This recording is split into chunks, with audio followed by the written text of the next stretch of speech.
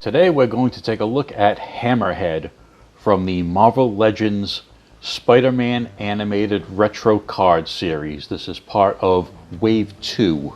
Hammerhead's first appearance was back in Amazing Spider-Man number 113, created by Jerry Conway and John Romita Sr.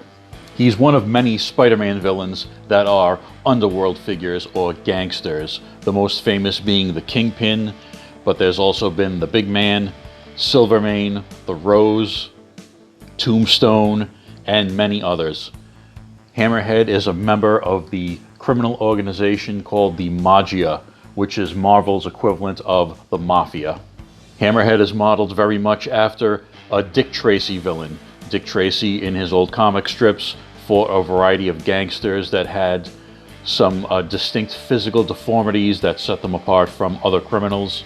In Hammerhead's case, he has a flat-top skull, which is said to be made from an indestructible alloy. Sometimes it's characterized as vibranium. In the animated series, it was said to be adamantium. Hammerhead models himself after a 1920s era gangster. He wears pinstripe suits, he talks in that sort of Al Capone type style, he likes to use Tommy guns, etc. Although Hammerhead is one of Spider-Man's lower tier enemies, I have very distinct memories of him from my childhood. I started reading comics back in 1976, and the first Spider-Man comic I bought was Amazing Spider-Man number 157. That story was titled The Ghost That Haunted Octopus. In the course of the issue, we learn that Dr. Octopus is being haunted by the ghost of Hammerhead. What happened was, about a year and a half earlier, Dr. Octopus and Hammerhead were involved in a gang war against each other. They had a showdown at a nuclear facility.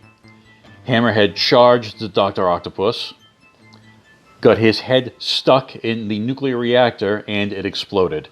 But rather than vaporizing Hammerhead, it somehow turned him into a ghost. And he's been following Dr. Octopus and haunting him ever since. It was one of those weird, quirky stories that were a commonplace back in the Silver and Bronze Age that you don't see much in comics these days. That story went on for a few issues, and Hammerhead finally got his physical body back thanks to a particle accelerator. Ever since I read that story, Hammerhead's been one of my favorite Spider-Man villains just because he was one of the first villains I was exposed to when I started reading comics. This figure comes on the retro card backs that are reminiscent of the old Toy Biz animated series Spider-Man packaging. He comes with an alternate set of hands, and a baseball bat is his only weapon. On the back of the package we can see the alternate hands feature, a small write-up written in several different languages, and the other figures in this wave. Armored Spider-Man, Symbiote Spider-Man, Hobgoblin, the Ben Reilly Spider-Man, and the Shocker. Hammerhead does have a nicely sculpted face. There's some nice features in there. Wrinkles on his brow. The pinstripes on his suit are very cleanly painted.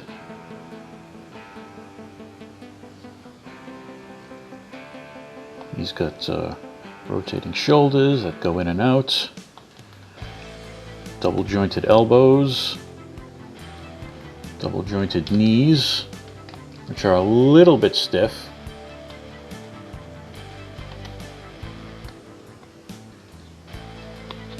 And his ankles pivot all the way back, but not too much forward because of the sculpting on his pant legs.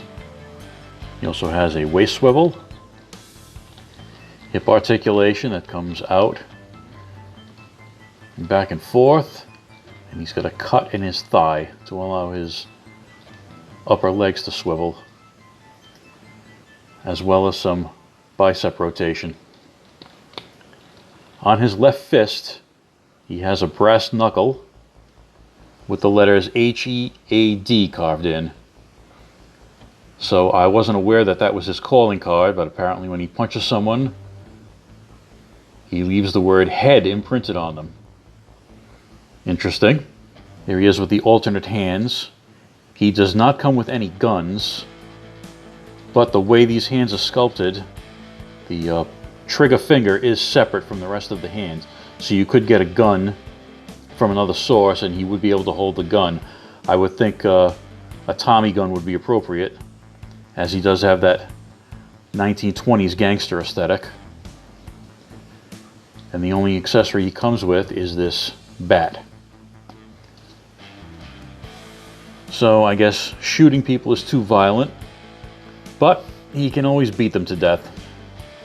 I grabbed a gun weapon from one of my other figures. This comes from the Marvel Legends Red Skull.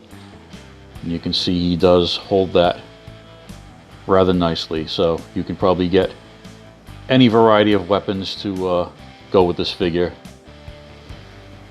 I'm going to look for a Tommy gun. Here is the size comparison lineup with Jada Universal Monsters Dracula over to the left, Mattel's DC Multiverse Joker, Hammerhead in the middle, G.I. Joe Classified Cobra Commander, and Marvel Legends Red Skull at the end. Besides appearing in the 1990s animated series, Hammerhead was also a major character in the Spectacular Spider-Man animated series from the mid-2000s, which is a series that I actually like better than the 90s series. He's not one of Spider-Man's major villains, so I wouldn't consider him a must-have for an action figure collection, but if you like the character, this is a good representation of him. So that's all I have for today, and I'll see you guys in the next one. Thanks for watching.